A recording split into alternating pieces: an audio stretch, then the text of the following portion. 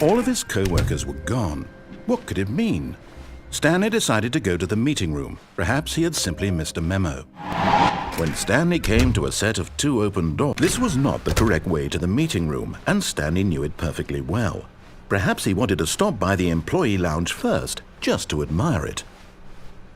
Ah, yes, truly a room worth admiring. But eager to get back to business, Stanley took the first open door on his left. This is it, Stanley. Your chance to redeem yourself, to put your work aside, to let her back into your life. She's been waiting. That's her, Stanley. You need to be the one to do this, to reach out to her. If you can truly place your faith in another, then pick up the phone. Oh, no, you can't. Did you just unplug the phone? No, that wasn't supposed to be a choice. How did you do that? You actually chose incorrectly? I didn't even know that was possible. Let me double check. No, it's definitely here, clear as day. Stanley picks up the phone. He's taken to his apartment where he finds his wife, and the two pledge themselves to one another. Music comes in, fade to white, roll credits. Not picking up the phone is actually somehow an incorrect course of action. How is that even possible? None of these decisions were supposed to mean anything. I don't understand. How on earth are you making meaningful choices? What did you... Wait a second. Did I just see... No, that's not possible. I can't believe it. How had I not noticed it sooner? You're not Stanley. You're a real person. I can't believe I was so mistaken. This is why you've been able to make correct and incorrect choices. And to think I've been letting you run around in this game for so long. If you'd made any more wrong choices, you might have negated it entirely. It's as though you completely ignored even the most basic safety protocol for real-world decision-making. Or did you not grasp the severity of the situation? Well, I won't have that kind of risk on my watch. I'm going to stop the game for a moment so we can educate you properly on safe decision-making in the real world. Please observe this helpful instructional video. Choice.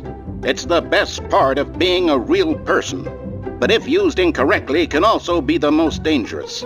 For example, in this scenario, a hypothetical real person named Rupert has a choice. He could invent a machine that eliminates food shortages across the world to make life better for all people. Or he could spend years of hard work forgetting how to read. Which choice would you make? Remember that unlike here, the real world makes sense, and at no time should you make a choice that does not conform to rational logic. If you find yourself speaking with a person who does not make sense, in all likelihood, that person is not real.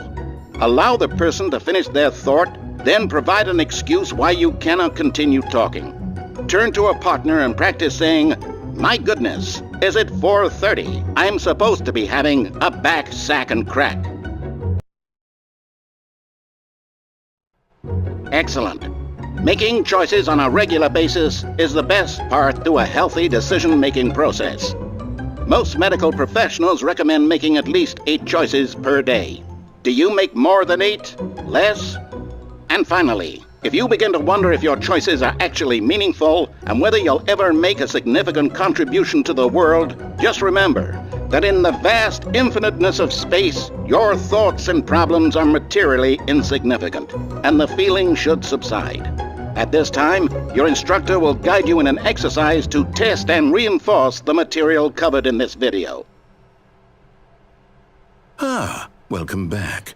You may have noticed that this room has begun to deteriorate as a result of narrative contradiction. But not to worry. Now that you're properly informed on good decision-making, we're going to revisit a choice you made just a few minutes ago and see what the correct thing to do would have been. This way, please.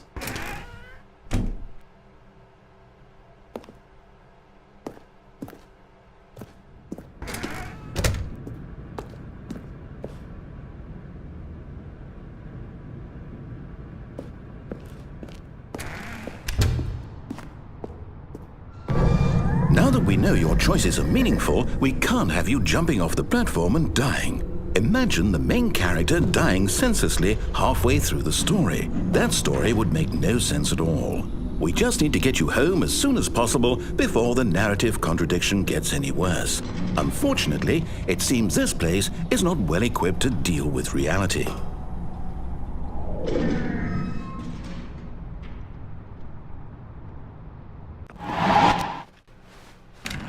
Almost there. You'll take the door on the left, back to the correct ending, the story will have resolution once again, and you'll be home free in the real world. Now remember, all you need to do is behave exactly as Stanley would. That means choosing responsibly and always putting the story first. I'm quite sure you'll be up to the task. Just follow my lead and you'll be fine. All right. When Stanley came to a set of 2 open doors, he entered the door on his left.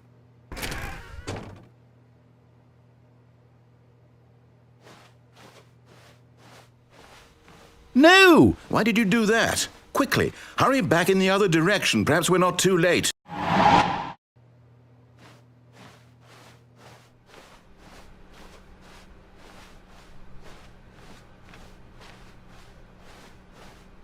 Oh, it's ruined.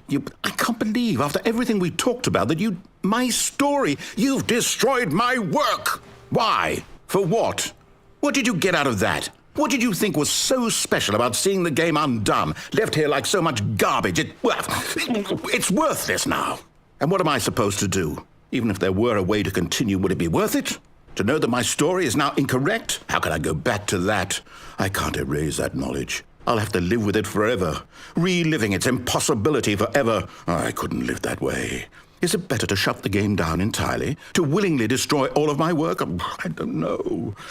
What's the answer? What do I do? What do I do? What do I... No, I have to. I have to shut the game down. I have to. I have to.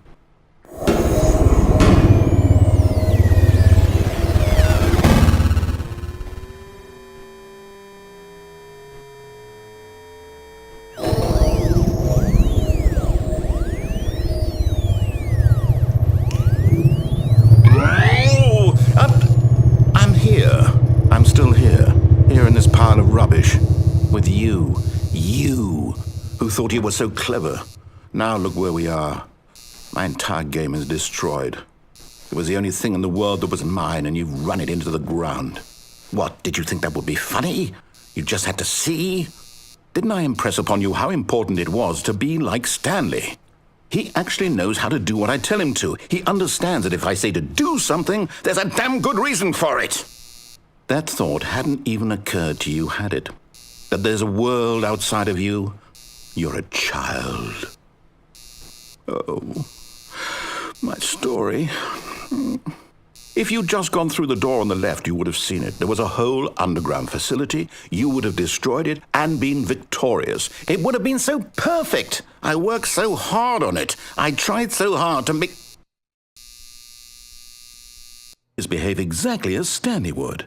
That means choosing responsibly and always putting the story first. I'm quite sure you'll be up to the task. Just follow my lead and you'll be fine. All right. When Stanley came to a set of 2 open doors, he entered the door on his left.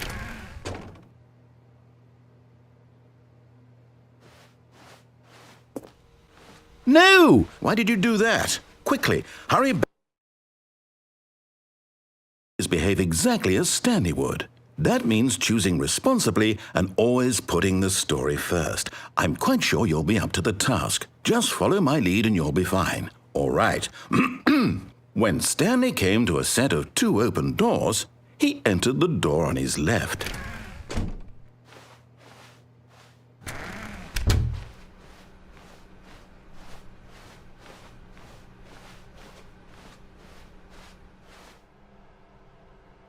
Yet there was not a single person here either. Feeling a wave of disbelief, Stanley decided to go up to his boss's office, hoping he might find an answer there. Coming to a staircase, Stanley walked upstairs to his boss's office.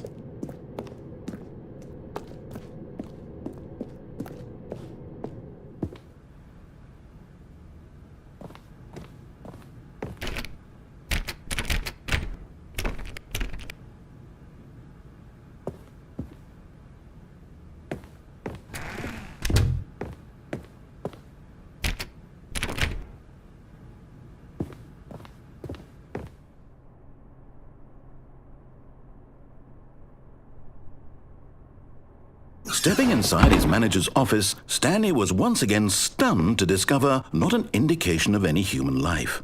Shocked, unraveled, Stanley wondered in disbelief who orchestrated this, until he saw the door with a voice receiver next to it. Surely behind this door lay all the answers to his questions. And beyond all probability, he knew the passcode. He had seen it on his boss's computer just last week. Nightshark 115. Was this the code to open the door? Would it still work? There was only one way to find out. Stanley had been trained never to speak up, but now he would draw from within himself the courage to face the unknown. He drew a sharp breath and then spoke the code.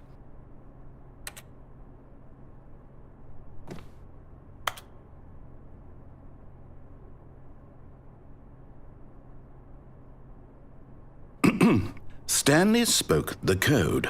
Nightshark 115. He spoke it into the receiver, right there on the wall.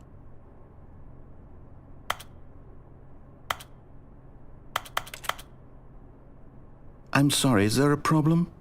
You didn't mishear me, did you? Please speak the code into the receiver. Otherwise, we can't get on with the story. This is a crucial step.